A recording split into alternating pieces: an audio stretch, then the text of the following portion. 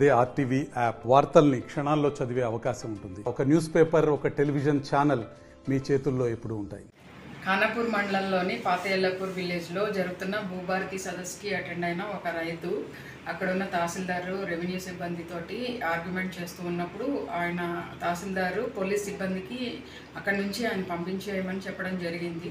పంపిస్తున్న క్రమంలో ఏఎస్ఐ రామచందర్ అతన్ని చాలా దురుసుగా నెట్టివేయడం జరిగింది. ఇట్లాంటి చర్యల్ని పోలీసులు కూడా ఎవరు హర్షించరు.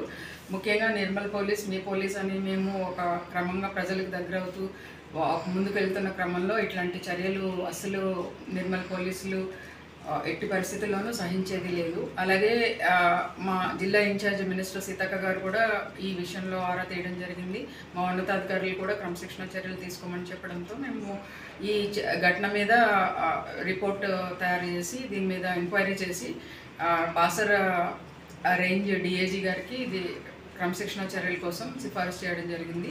ఈ రామచందర్ ఏఎస్ఐని డిఐజీ సస్పెండ్ చేశారు, విధుల నుంచి తప్పించడం జరిగింది. మరిన్ని వీడియోస్ కోసం ఛానల్ ని సబ్స్క్రైబ్ చేయండి. లేటెస్ట్ అప్డేట్స్ కోసం వాట్సాప్ ఛానల్ ని ఫాలో చేయండి. అండ్ లింక్ డిస్క్రిప్షన్ లో ఉంది.